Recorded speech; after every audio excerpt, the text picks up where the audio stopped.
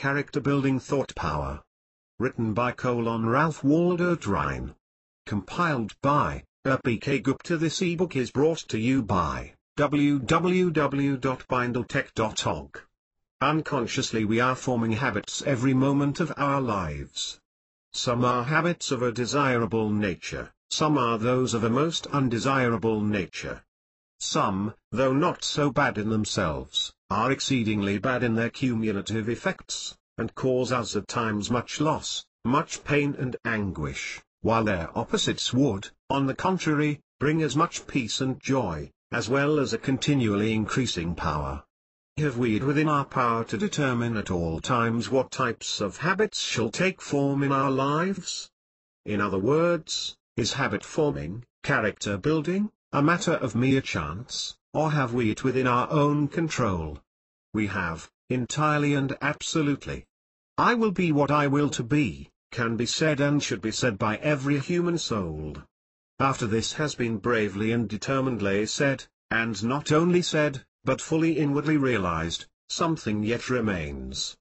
Something remains to be said regarding the great law underlying habit forming, character building, for there is a simple, natural, and thoroughly scientific method that all should know. A method whereby old, undesirable, earth-binding habits can be broken, and new, desirable, heaven-lifting habits can be acquired. A method whereby life in part or in its totality can be changed, provided one is sufficiently in earnest to know and, knowing it, to apply the law. Thought is the force underlying all. And what do we mean by this? Simply this: your every act, every conscious act, is preceded by a thought. Your dominating thoughts determine your dominating actions. In the realm of our own minds we have absolute control, or we should have, and if at any time we have not, then there is a method by which we can gain control, and in the realm of the mind become thorough masters. In order to get to the very foundation of the matter, let us look to this for a moment. For if thought is always parent to our acts, habits, character, life, then it is first necessary that we know fully how to control our thoughts. Here let us refer to that law of the mind which is the same as is the law in connection with the reflex nerve system of the body, the law which says that whenever one does a certain thing in a certain way it is easier to do the same thing in the same way the next time, and still easier the next, and the next, and the next, until in time it comes to pass that no effort is required, or no effort worth speaking of, but on the opposite would require the effort. The mind carries with it the power that perpetuates its own type of thought, the same as the body carries with it through the reflex nerve system the power which perpetuates and makes continually easier its own particular acts. Thus a simple effort to control one's thoughts, a simple setting about it, even if at first failure is the result, and even if for a time failure seems to be about the only result, will in time, sooner or later, bring him to the point of easy, full, and complete control. Each one, then, can grow the power of determining, controlling his thought, the power of determining what types of thought he shall and what types he shall not entertain. For let us never part in mind with this fact, that every earnest effort along any line makes the end aimed at just a little easier for each succeeding effort, even if, as has been said, apparent failure is the result of the earlier efforts. This is a case where even failure is success, for the failure is not in the effort, and every earnest effort adds an increment of power that will eventually accomplish the end aimed at. We can, then, gain the full and complete power of determining what character, what type of thoughts we entertain. Shall we now give attention to some 2 or 3 concrete cases? Here is a man, the cashier of a large mercantile establishment, or cashier of a bank. In his morning paper he reads of a man who has become suddenly rich, has made a fortune of $500,000 or $1 million in a few hours through speculation on the stock market. Perhaps he has seen an account of another man who has done practically the same thing lately. He is not quite wise enough, however, to comprehend the fact that when he reads of 1 or 2 cases of this kind he could find, were he to look into the matter carefully, 1 or 200 cases of men who have lost all they had in the same way. He thinks, however, that he will be one of the fortunate ones. He does not fully realize that there are no shortcuts to wealth honestly made. He takes a part of his savings, and as is true in practically all cases of this kind, he loses all that he has put in, thinking now that he sees why he lost, and that had he more money he would be able to get back what he has lost, and perhaps make a handsome sum in addition, and make it quickly. The thought comes to him to use some of the funds he has charge of. In 9 cases out of 10, if not 10 cases in every 10, the results that inevitably follow this are known sufficiently well to make it unnecessary to follow him farther. Where is the man's safety in the light of what we have been considering? Simply this: the moment the thought of using for his own purpose funds belonging to others enters his mind, if he is wise he will instantly put the thought from his mind. If he is a fool he will entertain it. In the degree in which he entertains it, it will grow upon him, it will become the absorbing thought in his mind, it will finally become master of his willpower, and through rapidly succeeding steps, dishonor, shame, and degradation, penitentiary, remorse will be his. It is easy for him to put the thought from his mind when it first enters, but as he entertains it, it grows into such proportions that it becomes more and more difficult for him to put it from his mind, and by it becomes practically impossible for him to do it. The light of the match, which but a little left of the breath would have extinguished at first, has imparted a flame that is raging through the entire building, and now it is almost if not quite impossible to conquer it. Shall we notice another concrete case? A trite case, perhaps, but one in which we can see how habit is formed, and also how the same habit can be unformed. Here is a young man. He may be the son of poor parents, or he may be the son of rich parents, one in the ordinary ranks of life, or one of high social standing, whatever that means. He is good-hearted, one of good impulses generally speaking, a good fellow. He is out with some companions of the same general type. They are out for a pleasant evening, out for a good time. They are apt at times to be thoughtless, even careless. The suggestion is made by one of the company, not that they get drunk, no, not at all, but merely that they go and have something to drink together.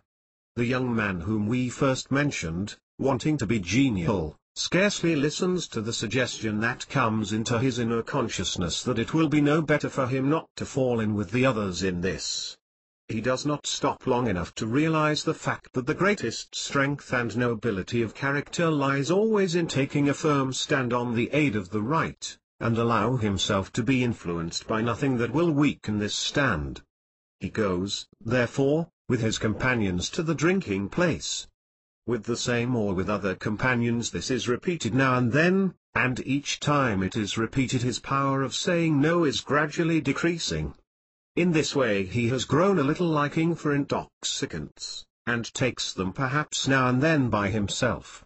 He does not dream, or in the slightest degree realize, what way he is tending, until there comes a day when he awakens to the consciousness of the fact that he hasn't the power nor even the impulse to resist the taste which has gradually grown into a minor form of craving for intoxicants. Thinking, however, that he will be able to stop when he is really in danger of getting into the drink habit, he goes thoughtlessly and carelessly on. We will pass over the various intervening steps and come to the time when we find him a confirmed drunkard. It is simply the same old story told 1,000 or even 1,000,000 times over. He finally awakens to his true condition, and through the shame, the anguish, the degradation, and the want that comes upon him he longs for a return of the days when he was a free man. But hope has almost gone from his life. It would have been easier for him never to have begun, and easier for him to have stopped before he reached his present condition, but even in his present condition, be it the lowest and the most helpless and hopeless that can be imagined, he has the power to get out of it and be a free man once again. Let us see. The desire for drink comes upon him again. If he entertains the thought, the desire, he is lost again. His only hope, his only means of escape is this: the moment, the very instant the thought comes to him, if he will put it out of his mind he will thereby put out the little flame of the match. If he entertains the thought the little flame will communicate itself until almost before he is aware of it a consuming fire is raging, and then effort is almost useless. The thought must be banished from the mind the instant it enters. Dalliance with it means failure and defeat, or a fight that will be indescribably fiercer than it would be if the thought is ejected at the beginning. And here we must say a word regarding a certain great law that we may call the law of indirectness. A thought can be put out of the mind easier and more successfully, not by dwelling upon it, not by attempting to put it out directly, but by throwing the mind onto some other object, by putting some other object of thought into the mind. This may be, for example, the ideal of full and perfect self-mastery, or it may be something of a nature entirely distinct from the thought which presents itself, something to which the mind goes easily and naturally. This will in time become the absorbing thought in the mind, and the danger is past. This same course of action repeated will gradually grow the power of putting more readily out of mind the thought of drink as it presents itself, and will gradually grow the power of putting into the mind those objects of thought one most desires. The result will be that as time passes the thought of drink will present itself less and less, and when it does present itself it can be put out of the mind more easily each succeeding time, until the time comes when it can be put out without difficulty, and eventually the time will come when the thought will enter the mind no more at all. Still another case. You may be more or less of an irritable nature naturally, perhaps, provoked easily to anger. Someone says something or does something that you dislike, and your first impulse is to show resentment and possibly to give way to anger. In the degree that you allow this resentment to display itself, that you allow yourself to give way to anger, in that degree will it become easier to do the same thing when any cause, even a very slight cause, presents itself. It will, moreover, become continually harder for you to refrain from it, until resentment, anger, and possibly even hatred and revenge become characteristics of your nature, robbing it of its sunniness, its charm, and its brightness for all with whom you come in contact. If, however, the instant the impulse to resentment and anger arises, you check it then and there, and throw the mind onto some other object of thought, the power will gradually grow itself of doing this same thing more readily, more easily, as succeeding like causes present themselves, until by and by the time will come when there will be scarcely anything that can irritate you, and nothing that can impel you to anger, until by and by a matchless brightness and charm of nature and disposition will become habitually yours, a brightness and charm you would scarcely think possible today. And so we might take up case after case, characteristic after characteristic, habit after habit. The habit of fault-finding and its opposite are grown in identically the same way, the characteristic of jealousy and its opposite, the characteristic of fear and its opposite. In this same way we grow either love or hatred, in this way we come to take a gloomy, pessimistic view of life, which objectifies itself in a nature, a disposition of this type, or we grow that sunny, hopeful, cheerful, buoyant nature that brings with it so much joy and beauty and power for ourselves, as well as so much hope and inspiration and joy for all the world. There is nothing more true in connection with human life than that we grow into the likeness of those things we contemplate. Literally and scientifically and necessarily true is it that, as a man thinketh in his heart, so is he. The is part is his character. His character is the sum total of his habits. His habits have been formed by interpunct his conscious acts, but every conscious act is, as we have found, preceded by a thought. And so we have it, thought on the one hand, character, life, and destiny on the other. And simple it becomes when we bear in mind that it is simply the thought of the present moment, and the next moment when it is upon us, and then the next, and so on through all time. One can in this way attain to whatever ideals he would attain to. 2 steps are necessary: first, as the days pass, to form one's ideals, and second, to follow them continually, whatever may arise, wherever they may lead him. Always remember that the great and strong character is the one who is ever ready to sacrifice the present pleasure for the future good. He who will thus follow his highest ideals as they present themselves to him day after day, year after year, will find that as Dante, following his beloved from world to world, finally found her at the gates of paradise, so he will find himself eventually at the same gates. Life is not, we may say, for mere passing pleasure, but for the highest enfoldment that one can attain to, the noblest character that one can grow, and for the greatest service that one can render to all mankind. In this, however, we will find the highest pleasure, for in this the only real pleasure lies. He, who would find it by any shortcuts, or by entering upon any other paths, will inevitably find that his last state is always worse than his first, and if he proceeds upon paths other than these he will find that he will never find real and lasting pleasure at all. The question is not, what are the conditions in our lives? But, how do we meet the conditions that we find there? And whatever the conditions are, it is unwise and profitless to look upon them, even if they are conditions that we would have otherwise, in the attitude of complaint, for complaint will bring depression, and depression will weaken and possibly even kill the spirit that would engender the power that would enable us to bring into our lives an entirely new set of conditions. In order to be concrete, even at the risk of being personal, I will say that in my own experience there have come at various times into my life circumstances and conditions that I gladly would have run from at the time, conditions that caused at the time humiliation and shame and anguish of spirit. But invariably, as sufficient time has passed, I have been able to look back and see clearly the part that every experience of the type just mentioned had to play in my life. I have seen the lessons it was essential for me to learn, and the result is that now I would not drop a single one of these experiences from my life, humiliating and hard to bear as they were at the time, no, not for the world. And here is also a lesson I have learned. Whatever conditions are in my life today that are not the easiest and most agreeable, and whatever conditions of this type all coming time may bring, I will take them just as they come, without complaint, without depression, and meet them in the wisest possible way, knowing that they are the best possible conditions that could be in my life at the time, or otherwise they would not be there, realizing the fact that, although I may not at the time see why they are in my life, although I may not see just what part they have to play, the time will come, and when it comes I will see it all, and thank God for every condition just as it came.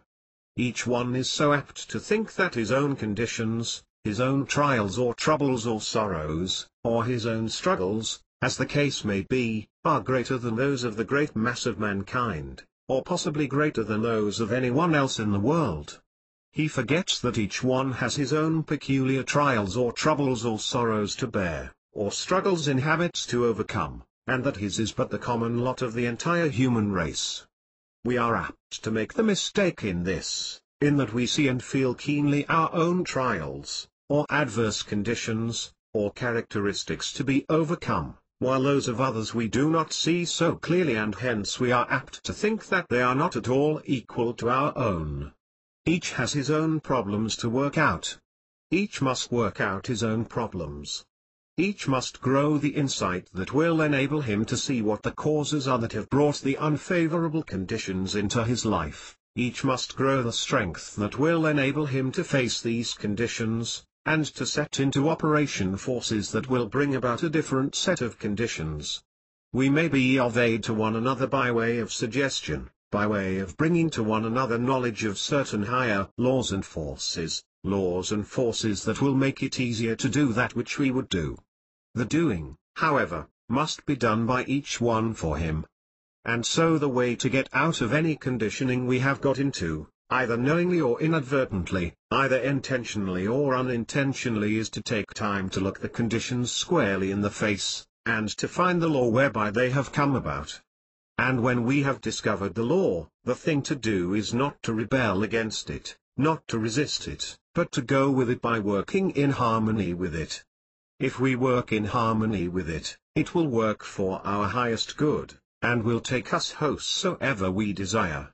If we oppose it, if we resist it, if we fail to work in harmony with it, it will eventually break us to pieces. The law is immutable in its workings. Go with it, and it brings all things our way; resist it, and it brings suffering, pain, loss, and desolation. But a few days ago I was talking with a lady, a most estimable lady living on a little New England farm of some 5 or 6 acres. Her husband died a few years ago, a good-hearted, industrious man, but one who spent practically all of his earnings in drink. When he died, the little farm was unpaid for, and the wife found herself without any visible means of support, with a family of several to care for. Instead of being discouraged with what many would have called her hard lot, instead of rebelling against the circumstances in which she found herself, she faced the matter bravely, firmly believing that there were ways by which she could manage, though she could not see them clearly at the time. She took up her burden where she found it, and went bravely forward. For several years she has been taking care of summer boarders who come to that part of the country, getting up regularly, she told me, at from 3:30 to 4 o'clock in the morning, and working until 10 o'clock each night. In the winter time, when this means of revenue is cut off, she has gone out to do nursing in the country round about. In this way the little farm is now almost paid for, her children have been kept in school, and they are now able to aid her to a greater or less extent. Through it all she has entertained neither fears nor forebodings, she has shown no rebellion of any kind. She has not kicked against the circumstances which brought about the conditions in which she found herself, but she has put herself into harmony with the law that would bring her into another set of conditions. And through it all, she told me, she has been continually grateful that she has been able to work, and that whatever her own circumstances have been, she has never yet failed to find someone whose circumstances were still a little worse than hers, and for whom it was possible for her to render some little service. Most heartily she appreciates the fact, and most grateful is she for it, that the little home is now almost paid for, and soon no more of her earnings will have to go out in that channel. The dear little home, she said, would be all the more precious to her by virtue of the fact that it was finally hers through her own efforts. The strength and nobility of character that have come to her during these years, the sweetness of disposition, the sympathy and care for others, her faith in the final triumph of all that is honest and true and pure and good, are qualities that thousands and hundreds of thousands of women, yes, of both men and women, who are apparently in better circumstances in life, can justly envy. And should the little farm home be taken away tomorrow, she has gained something that a farm of 1,000 acres could not buy. By going about her work in the way she has gone about it, the burden of it all has been lightened, and her work has been made truly enjoyable. Let us take a moment to see how these same conditions would have been met by a person of less wisdom, one not so far-sighted as this dear, good woman has been. For a time possibly her spirit would have been crushed. Fears and forebodings of all kinds would probably have taken hold of her, and she would have felt that nothing that she could do would be of any avail. Or she might have rebelled against the agencies, against the law which brought about the conditions in which she found herself, and she might have become embittered against the world, and gradually also against the various people with whom she came in contact. Or again, she might have thought that her efforts would be unable to meet the circumstances, and that it was the duty of someone to lift her out of her difficulties. In this way no progress at all would have been made towards the accomplishment of the desired results, and continually she would have felt more keenly the circumstances in which she found herself, because there was nothing else to occupy her mind. In this way the little farm would not have become hers, she would not have been able to do anything for others, and her nature would have become embittered against everything and everybody. True it is, then, not, what are the conditions in one's life? But, how does he meet the conditions that he finds there? This will determine all. And if at any time we are apt to think that our own lot is about the hardest there is, And if we are able at any time to persuade ourselves that we can find no one whose lot is just a little harder than ours, let us then study for a little while the character Pompilia, in Browning's poem, and after studying it, thank God that the conditions in our life are so favorable, and then set about with a trusting and intrepid spirit to actualize the conditions that we most desire. Thought is at the bottom of all progress or retrogression, of all success or failure, of all that is desirable or undesirable in human life. The type of thought we entertain both creates and draws conditions that crystallize about it, conditions exactly the same in nature as is the thought that gives them form. Thoughts are forces, and each creates of its kind, whether we realize it or not. The great law of the drawing power of the mind, which says that like creates like, and that like attracts like, is continually working in every human life, for it is one of the great immutable laws of the universe. For one to take time to see clearly the things he would attain to, and then to hold that ideal steadily and continually before his mind, never allowing faith, his positive thought forces, to give way to or to be neutralized by doubts and fears, and then to set about doing each day what his hands find to do, never complaining, but spending the time that he would otherwise spend in complaint in focusing his thought forces upon the ideal that his mind has built, will sooner or later bring about the full materialization of that for which he sets out.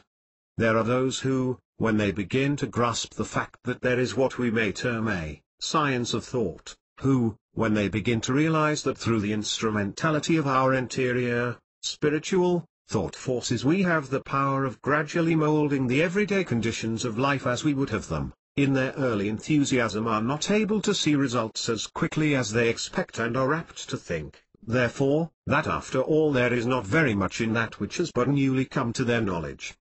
They must remember, however, that in endeavoring to overcome an old habit or to grow a new habit, everything cannot be done all at once. In the degree that we attempt to use the thought forces do we continually become able to use them more effectively. Progress is slow at first, more rapid as we proceed. Power grows by using, or, in other words, using brings a continually increasing power. This is governed by law the same as are all things in our lives, and all things in the universe about us. Every act and advancement made by the musician is in full accordance with law. No one commencing the study of music can, for example, sit down to the piano and play the piece of a master at the first effort. He must not conclude, however, nor does he conclude, that the piece of the master cannot be played by him, or, for that matter, by anyone. He begins to practice the piece. The law of the mind that we have already noticed comes to his aid, whereby his mind follows the music more readily, more rapidly, and more surely each succeeding time, and there also comes into operation and to his aid the law underlying the action of the reflex nerve system of the body, which we have also noticed, whereby his fingers coordinate their movements with the movements of his mind more readily, more rapidly, and more accurately each succeeding time, until by and by the time comes when that which he stumbles through at first, that in which there is no harmony, nothing but discord, finally reveals itself as the music of the master, the music that thrills and moves masses of men and women. So it is in the use of the thought forces. It is the reiteration, the constant reiteration of the thought that grows the power of continually stronger thought focusing, and that finally brings manifestation. There is character building not only for the young but for the old as well. And what a difference there is in elderly people. How many grow old gracefully, and how many grow old in ways of quite a different nature. There is a sweetness and charm that combine for attractiveness in old age the same as there is something that cannot be described by these words. Some grow continually dearer to their friends and to the members of their immediate households, while others become possessed of the idea that their friends and the members of their households have less of a regard for them than they formerly had, and many times they are not far wrong. The one continually sees more in life to enjoy, the other sees continually less. The one becomes more dear and attractive to others, the other less so. And why is this?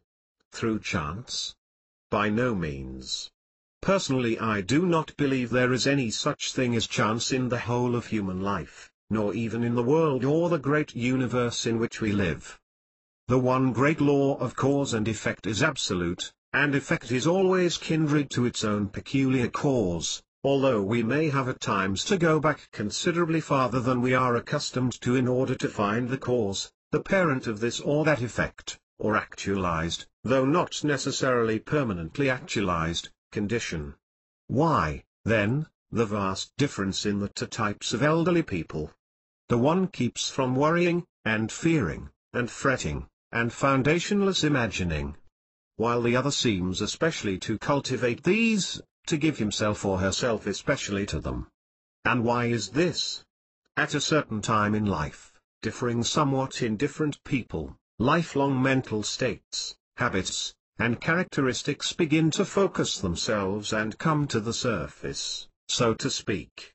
Predominating thoughts and mental states begin to show themselves in actualized qualities and characteristics as never before, and no one is immune.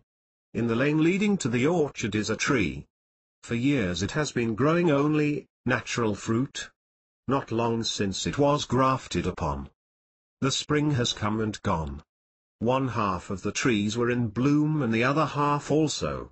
The blossoms on each part could not be distinguished by the casual observer. The blossoms have been followed by young fruit which hangs abundantly on the entire tree. There is but a slight difference in it now, but a few weeks later the difference in form, in size, in color, in flavor, in keeping qualities, will be so marked that no one can fail to tell them apart or have difficulty in choosing between them. The one will be a small, somewhat hard and gnarled, tart, yellowish-green apple, and will keep but a few weeks into the fall of the year. The other will be a large, delicately flavored apple, mellow, deep red in color, and will keep until the tree which bore it is in bloom again. But why this incident from nature's garden? This. Up to a certain period in the fruit's growth, although the interior, forming qualities of the apples were slightly different from the beginning, there was but little to distinguish them. At a certain period in their growth, however, their differing interior qualities began to externalize themselves so rapidly and so markedly that the two fruits became of such a vastly different type that, as we have seen, no one could hesitate in choosing between them. And knowing once the soul, the forming, the determining qualities of each, we can thereafter tell beforehand with a certainty that is quite absolute what it, the externalized product of each portion of the tree, will be. And it is quite the same in human life. If one would have a beautiful and attractive old age, he must begin it in youth and in middle life. If, however, he has neglected or failed in this, he can then wisely adapt himself to circumstances and give himself zealously to putting into operation all necessary counterbalancing forces and influences. Where there is life nothing is ever irretrievably lost, though the enjoyment of the higher good may be long delayed. But if one would have an especially beautiful and attractive old age he must begin it in early and in middle life, for there comes by and by a sort of rounding up process when long-lived-in habits of thought begin to take unto themselves a strongly dominating power, and the thought habits of a lifetime begin to come to the surface. Fear and worry, selfishness, a hard-fisted, grabbing, holding disposition, a carping, fault-finding, nagging tendency, a slavery of thought and action to the thinking or to the opinions of others, a lacking of consideration, thought, and sympathy for others, a lack of charity for the thoughts, the motives, and the acts of others, a lack of knowledge of the powerful and inevitable building qualities of thought, as well as a lack of faith in the eternal goodness and love and power of the source of our being, all combine in time to make the old age of those in whom they find life, that barren, cheerless, unwelcome something, unattractive or even repellent to itself as well as to others, that we not infrequently find, while their opposites, on the contrary, combine, and seem to be helped on by heavenly agencies, to bring about that cheerful, hopeful, helpful, beautified, and hallowed old age that is so welcome and so attractive both to itself and to all with whom it comes in contact. both types of thoughts, qualities, and dispositions, moreover, externalize themselves in the voice, in the peculiarly different ways in which they mark the face, in the stoop or lack of stoop in the form, as also in the healthy or unhealthy conditions of the mind and body, and their susceptibility to disorders and weaknesses of various kinds. It is not a bad thing for each one early to get a little philosophy into his life. It will be of much aid as he advances in life. It will many times be a source of great comfort, as well as of strength, in trying times and in later life. We may even, though gently perhaps, make sport of the one who has his little philosophy, but unless we have something similar the time will come when the very lack of it will deride us. It may be at times, though not necessarily, that the one who has it is not always so successful in affairs when it comes to a purely money or business success, but it supplies many times a very real something in life that the one of money or business success only is starving for, though he doesn't know what the real lack is, and although he hasn't money enough in all the world to buy it. Did he know? It is well to find our center early, and if not early then late, but, late or early, the thing to do is to find it. While we are in life the one essential thing is to play our part bravely and well and to keep our active interest in all its varying phases, the same as it is well to be able to adapt ourselves always to changing conditions. It is by the winds of heaven blowing over it continually and keeping it in constant motion, or by its continual onward movement, that the water in pool or stream is kept sweet and clear, for otherwise it would become stagnant and covered with slime. If we are attractive or unattractive to ourselves and to others, the cause lies in ourselves. This is true of all ages, and it is well for us, young or old, to recognize it. It is well, other things being equal, to adapt ourselves to those about us, but it is hardly fair for the old to think that all the adapting should be on the part of the young, with no kindred duty on their part. Many times old age loses much of its attractiveness on account of a peculiar notion of this kind. The principle of reciprocity must hold in all ages in life, and whatever the age, if we fail to observe it, it results always sooner or later in our own undoing. We are all in life's great play, comedy and tragedy, smiles and tears, sunshine and shadow, summer and winter, and in time we take all parts. We must take our part, whatever it may be, at any given time, always bravely and with a keen appreciation of every opportunity, and a keen alertness at every turn as the play progresses. A good entrance and a good exit contribute strongly to the playing of a deservedly worthy role. We are not always able perhaps to choose just as we would the details of our entrance, but the manner of our playing and the manner of our exit we can all determine, and this no man, no power can deny us. This in every human life can be made indeed most glorious, however humble it may begin, or however humble it may remain or exalted it may become, according to conventional standards of judgment. To me we are here for divine self-realization through experience. We progress in the degree that we manipulate wisely all things that enter into our lives, and that make the sum total of each one's life experience. Let us be brave and strong in the presence of each problem as it presents itself and make the best of all. Let us help the things we can help, and let us be not bothered or crippled by the things we cannot help. The great God of all is watching and manipulating these things most wisely, and we need not fear or even have concern regarding them. To live to our highest in all things that pertain to us, to lend a hand as best we can to all others for this same end, to aid in righting the wrongs that cross our path by means of pointing the wrongdoer to a better way, and thus aiding him in becoming a power for good, to remain in nature always sweet and simple and humble, and therefore strong, to open ourselves fully and to keep ourselves as fit channels for the divine power to work through us, to open ourselves, and to keep our faces always to the light, to love all things and to stand in awe or fear of nothing save our own wrongdoing, to recognize the good lying at the heart of all things, waiting for expression all in its own good way and time. This will make our part in life's great and as yet not fully understood play truly glorious, and we need then stand in fear of nothing, life nor death, for death is life.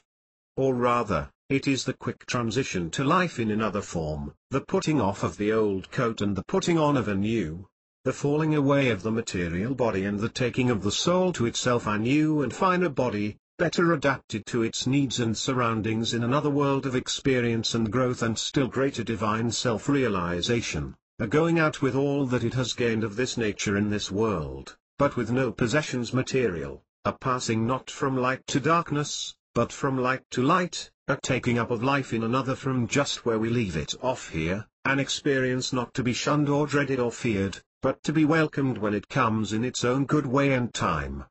All life is from within out. This is something that cannot be reiterated too often. The springs of life are all from within. This being true, it would be well for us to give more time to the inner life than we are accustomed to give to it, especially in this Western world. There is nothing that will bring us such abundant returns as to take a little time in the quiet each day of our lives. We need this to get the kinks out of our minds, and hence out of our lives. We need this to form better the higher ideals of life. We need this in order to see clearly in mind the things upon which we would concentrate and focus the thought forces. We need this in order to make continually new and to keep our conscious connection with the infinite. We need this in order that the rush and hurry of our everyday life does not keep us away from the conscious realization of the fact that the spirit of infinite life and power that is back of all, working in and through all, the life of all, is the life of our life, and the source of our power, and that outside of this we have no life and we have no power. To realize this fact fully, and to live in it consciously at all times, is to find the kingdom of God, which is essentially an inner kingdom, and can never be anything else. The kingdom of heaven is to be found only within, and this is done once for all, and in a manner in which it cannot otherwise be done, when we come into the conscious, living realization of the fact that in our real selves we are essentially one with the divine life, and open ourselves continually so that this divine life can speak to and manifest through us. In this way we come into the condition where we are continually walking with God. In this way the consciousness of God becomes a living reality in our lives, and in the degree in which it becomes a reality does it bring us into the realization of continually increasing wisdom, insight, and power. This consciousness of God in the soul of man is the essence, indeed, the sum and substance, of all religion. This identifies religion with every act and every moment of everyday life. That which does not identify itself with every moment of every day and with every act of life is religion in name only and not in reality. This consciousness of God in the soul of man is the one thing uniformly taught by all the prophets, by all the inspired ones, by all the seers and mystics in the world's history, whatever the time, wherever the country, whatever the religion, whatever minor differences we may find in their lives and teachings. In regard to this they all agree. Indeed, this is the essence of their teaching, as it has also been the secret of their power and the secret of their lasting influence. It is the attitude of the child that is necessary before we can enter into the kingdom of heaven. As it was said, "Except ye become as little children, ye cannot enter into the kingdom of heaven." For we then realize that of ourselves we can do nothing, but that it is only as we realize that it is the divine life and power working within us, and it is only as we open ourselves that it may work through us, that we are or can do anything. It is thus that the simple life, which is essentially the life of the greatest enjoyment and the greatest attainment, is entered upon. In the Orient the people as a class take far more time in the quiet, in the silence, than we take. Some of them carry this possibly to as great an extreme as we carry the opposite, with the result that they do not actualize and objectify in the outer life the things they dream in the inner life. We give so much time to the activities of the outer life that we do not take sufficient time in the quiet to form in the inner, spiritual, thought life the ideals and the conditions that we would have actualized and manifested in the outer life. The result is that we take life in a kind of haphazard way, taking it as it comes, thinking not very much about it until, perhaps, pushed by some bitter experiences, instead of molding it, through the agency of the inner forces, exactly as we would have it. We need to strike the happy balance between the custom in this respect of the Eastern and Western worlds, and go to the extreme of neither the one nor the other. This alone will give the ideal life, and it is the ideal life only that is the thoroughly satisfactory life. In the Orient there are many who are day after day sitting in the quiet, meditating, contemplating, and idealizing, with their eyes focused on their stomachs in spiritual reverie, while through lack of outer activities, in their stomachs, they are actually starving. In this Western world, men and women, in the rush and activity of our accustomed life, are running hither and thither, with no center, no foundation upon which to stand, nothing to which they can anchor their lives, because they do not take sufficient time to come into the realization of what the center, of what the reality of their lives is. If the Oriental would do his contemplating, and then get up and do his work, he would be in a better condition. He would be living a more normal and satisfactory life. If we in the Occident would take more time from the rush and activity of life for contemplation, for meditation, for idealization, for becoming acquainted with our real selves, and then go about our work manifesting the powers of our real selves, we would be far better off, because we would be living a more natural, a more normal life.